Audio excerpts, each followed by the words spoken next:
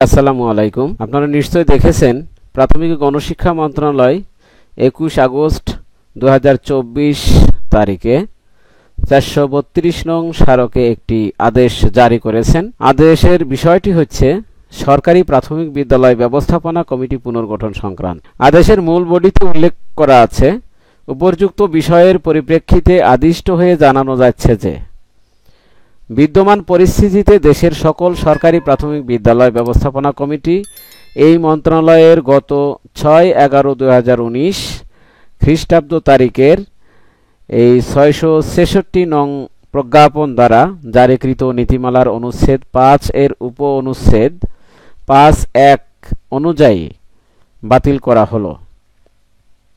এমতাবস্থায় উক্ত নীতিমালার অনুচ্ছেদ 2 এর উপ অনুচ্ছেদ 2(10) অনুযায়ী অ্যাডহক কমিটি গঠনের প্রয়োজনীয় ব্যবস্থা গ্রহণের জন্য নির্দেশক্রমে অনুরোধ করা হলো। জনস্বার্থে এই আদেশ জারি করা হলো, যা অবিলম্বে কার্যকর হবে। প্রথম পয়েন্ট হচ্ছে অনুচ্ছেদ 5 এর উপ অনুচ্ছেদ 5(1) অনুযায়ী কিভাবে বাতিল করা হলো। দ্বিতীয় প্রশ্ন হচ্ছে যে অনুচ্ছেদ 2 এর উপ অনুচ্ছেদ 2(10) অনুযায়ী অ্যাডহক কমিটি গঠনের প্রয়োজনীয় ব্যবস্থা গ্রহণ করতে নির্দেশক্রমে অনুরোধ করা হয়েছে। এই অ্যাডহক কমিটি কতদিন চালাবে? তৃতীয়টি হচ্ছে এই আদেশ জারি করা হলো, যা অবিলম্বে কার্যকর হবে। অবিলম্বে কার্যকর হবে বলতে আদেশ জারির থেকেই পূর্বের গঠিত সকল বিদ্যালয় ব্যবস্থাপনা কমিটি বাতিল হয়ে গেছে। এই 6/11/2019 তারিখের এই 666 নং প্রজ্ঞাপন একটু দেখি। 6 নভেম্বর 2019 এর 666 নং প্রজ্ঞাপন প্রাথমিক ও গণশিক্ষা মন্ত্রণালয়ের।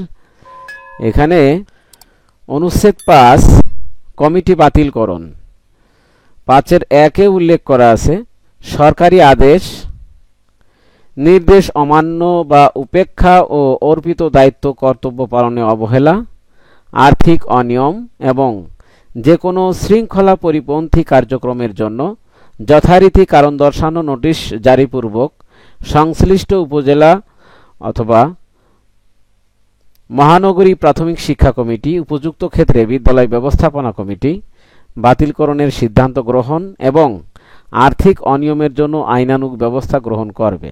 সেক্ষেত্রে উপজেলা শিক্ষা অফিসার বা থানা শিক্ষা অফিসার তারিখ নির্ধারণপূর্বক বিদ্যালয় ব্যবস্থাপনা কমিটি পুনর্গঠনের প্রক্রিয়া শুরু করবেন।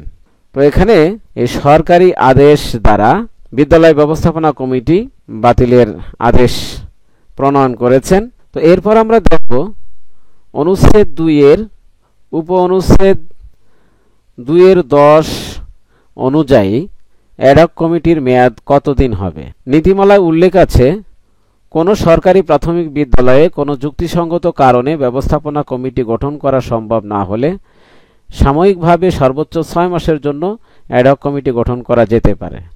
6 মাসের মধ্যে নিয়মিত কমিটি গঠন করতে হবে, অন্যথায় সংশ্লিষ্ট প্রধান শিক্ষক এবং সংশ্লিষ্ট সহকারী উপজেলা শিক্ষা কর্মকর্তা বা সহকারী থানা শিক্ষা কর্মকর্তা, সরকারি কর্মচারী শৃঙ্খলা ও আপিল বিধিমালা 2018 এর আওতায় অসদাচরণের দায়ে দায়ী হবেন। খুব সহজেই উত্তরটা পেয়ে গেলাম যে সর্বোচ্চ 6 মাসের জন্য অ্যাডহক কমিটি নিয়মিত কমিটি গঠনের জন্য দায়িত্ব পালন করবে। এখন স্বাভাবিকভাবে প্রশ্ন জাগতে পারে যে অ্যাডহক কমিটি কাদেরকে নিয়ে গঠন করা হবে, কারা কারা এর সদস্য হবে, কতজন সদস্য হবে। আমরা নীতিমালার 2(10)(1) থেকে 2(10)(4) পর্যন্ত দেখলেই বুঝতে পারবো। 2(10)(1) উল্লেখ আছে, সংশ্লিষ্ট বিদ্যালয় যে উপজেলা বা থানায় অবস্থিত সেই উপজেলা বা থানায় সংশ্লিষ্ট ক্লাস্টারের সহকারী উপজেলা শিক্ষা অফিসার বা সহকারী থানা শিক্ষা অফিসার সভাপতি হবে অ্যাডহক কমিটির। 2(10)(2) সংশ্লিষ্ট বিদ্যালয়ের একজন জমিদাতা, যদি জমিদাতা থাকে, জমিদাতা বা উত্তরাধিকারী একাধিক হলে তাদের মধ্য থেকে মনোনীত একজন অথবা নিজেরা মনোনীত করতে না পারলে উপজেলা শিক্ষা কমিটি জমিদাতা সদস্য মনোনয়ন করবেন। এক্ষেত্রে একটি বিষয় স্পষ্ট, যদি জমিদাতা থাকে তাহলে জমিদাতা যদি জীবিত থাকে জমিদাতাই হবে সদস্য, আর যদি অনিচ্ছুক হয় বা জীবিত না থাকে, তাহলে তার উত্তরাধিকারী একজন এই অ্যাডহক কমিটির সদস্য হবেন। উত্তরাধিকারী একাধিক জন হলে সেক্ষেত্রে তাদের মধ্য থেকে একজন মনোনীত হবেন। তারা নিজেরাই সমন্বয় করে একজনের নাম দিবেন বা এই অ্যাডহক কমিটির সদস্য হবেন।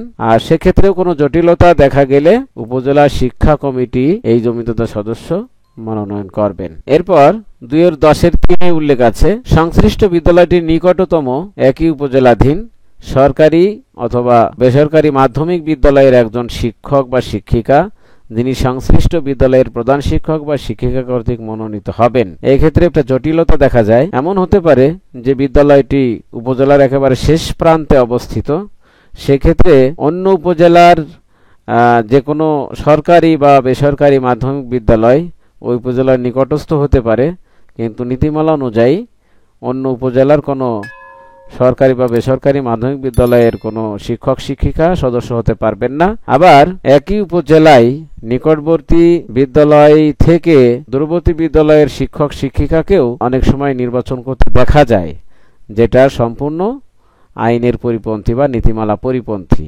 অবশ্যই সংশ্লিষ্ট সরকারি প্রাথমিক বিদ্যালয়ের নিকটতম সরকারি বা বেসরকারি মাধ্যমিক বিদ্যালয়ের একজন শিক্ষক শিক্ষিকা ওই অ্যাডহক কমিটির সদস্য হবেন, যিনি সেই সরকারি বা বেসরকারি মাধ্যমিক বিদ্যালয়ের প্রধান শিক্ষক বা প্রধান শিক্ষিকা কর্তৃক মনোনীত হবেন। এরপর 2-10 এতে উল্লেখ আছে, সংশ্লিষ্ট বিদ্যালয়ের প্রধান শিক্ষক বা ভারপ্রাপ্ত প্রধান শিক্ষক ইনি হবেন সদস্য সচিব। তাহলে আমরা দেখছি অ্যাডহক কমিটিতে 4 জন সদস্য আছেন, তার মধ্যে একজন সভাপতি, পদাধিকার বলে সংশ্লিষ্ট সহকারী উপজেলা শিক্ষা কর্মকর্তা, একজন সদস্য যিনি জমিদাতা, আর একজন সদস্য নিকটতম সরকারি বা বেসরকারি মাধ্যমিক বিদ্যালয়ের একজন শিক্ষক শিক্ষিকা, আর চতুর্থ সদস্য হচ্ছে ইনি সদস্য সচিবের দায়িত্ব পালন করবেন। তিনি হচ্ছেন সংশ্লিষ্ট সরকারি প্রাথমিক বিদ্যালয়ের সম্মানিত প্রধান শিক্ষক বা ভারপ্রাপ্ত প্রধান শিক্ষক। আশা করি সকলে বুঝতে পেরেছেন।